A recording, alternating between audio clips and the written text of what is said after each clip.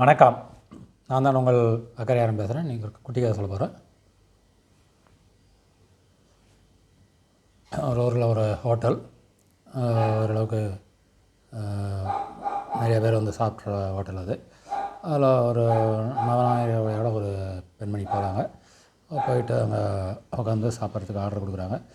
அந்த சர்வர் வந்து அப்படியே அவங்கள ரொம்ப வந்து கவனிக்கிறார். என்ன மேடம் வேணும், என்ன மேடம் வேணும் அப்படின்ட்டு. அப்படியே பக்கத்தில் இன்னொருத்தர் சாதாரண வேட்டி சட்டியோட ஒருத்தர் வர்றாரு. அவர்கிட்ட 2 தடவை கூப்பிட்றாரு. என்னங்க வேணும் உங்களுக்கு, பெரியவரே என்ன வேணும் அப்படின்ட்டு அவர் அலட்சியமாக இது பண்ணுறாரு. உடனே அவர் ஒரு நெய் ரோஸ்ட் வேணுன்றார். நெய் ரோஸ்ட்டுக்கு காசு இருக்குதா அவங்ககிட்ட அப்படின்றாரு. இல்லை என்கிட்ட இருக்குது காசு, போதுமான காசு இருக்குது, நீ கொடு அப்படின்றாரு. சரின்னு நெய் ரோஸ்ட்டாக தான் சாப்பிட்றாங்க. இவங்க வந்து 2 இட்லி, அந்த நவநாகரியோட வந்தவங்க 2 இட்லி மட்டும் சாப்பிட்றாங்க. 2 இட்லி சாப்பிட்டு அப்புறம் வேறு என்ன மேடம் வேணும், வேறு அது இதுன்னு அப்படியே ஏன்னா நிறைய டிப்ஸ் கொடுப்பாங்கன்ட்டு ஆர்வமாக அவங்களுக்கு இது பண்ணிகிட்டு இருக்காரு. அந்த அம்மா இல்லை இன்னும் ஒரு சாதாரண தோசை ஒன்று கொடுங்க அப்படின்னாங்க. அதையும் வந்தது ஆர்டர் சாப்பிட்டாங்க. அப்புறம் அந்த பெரியவர் இருந்தார் இல்லையா, அவர்கிட்ட இப்போ கேட்குறாரு, ஒரு ஆனியன் ஊத்தாப்பம் ஒன்று எடுத்துகிட்டு வாட்டார். ஆனியன் ஊத்தாப்பம் அது என்ன ரொம்ப அதிக காசு, அவ்வளோ பணம்லாம் இருக்குதா அப்படின்றாரு. அதெல்லாம் என் தம்பி நான் கொடுத்துருவேன் அப்படின்ட்டு அவர் சொல்கிறாரு.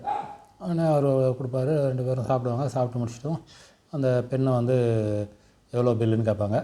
அவர் 100 ரூபான்னுவார். உடனே அந்த 100 ரூபாயை கையில் எடுத்து கொடுத்துட்டு அவங்க மட்டும் போயிடுவாங்க. ஏன்னா அவர் என்ன நினச்சிருந்தாரு, இந்த அம்மா நிறையா இது கொடுப்பாங்க, நமக்கு டிப்ஸ் கொடுப்பாங்க அப்படின்னு நினச்சிக்கிட்டு அவங்களுக்கு உழுந்து கவனிச்சார். அவர் ஒன்றும் கொடுக்காமலே அவங்க போயிட்டாங்க. உடனே அந்த பெரியவர் வந்தார். பெரியவர் வந்ததும் அவர்கிட்ட அவர் வந்து ஒரு 50 ரூபா காசு கொடுத்தாரு.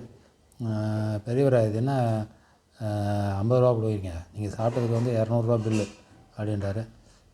தம்பி நான் அந்த 200 ரூபாயா அப்பயே கொடுத்துட்டேன் பில் கவுண்டரில், இது உனக்கு டிப்ஸு அப்படின்னு உடனே டக்குன்னு ஒரு ஆச்சரியப்பட்டு போயிடும். ஐயோ சாரி சார் அப்படின்ட்டு இது பண்ணுவார். அப்படிலாம் ஒரு மனிதனுடைய உடையை பார்த்து நீங்கள் யாரையும் மதிப்பிடக்கூடாது. மனிதர்களை மனிதராக நினைங்க. இது மாதிரி உடையை பார்த்துலாம் சர்வ் பண்ணாதீங்க. அந்த அம்மா அதிகமாக டிப்ஸ் கொடுப்பாங்கன்னு அவங்களுக்கு ஊந்து கவனிச்சிங்க, அவங்க ஒன்றுமே கொடுக்கல. எனக்கு நீங்கள் ஏளனமாக பார்த்தீங்க, நான் தான் உங்களுக்கு 10 ரூபாய்க்கு எல்லாம் கொடுக்கல, 50 ரூபா டிப்ஸ் கொடுக்குறேன் அப்படின்ட்டு சொல்லிட்டு அவர் மாட்டை இது பண்ணிவிட்டு போயிடுவார்.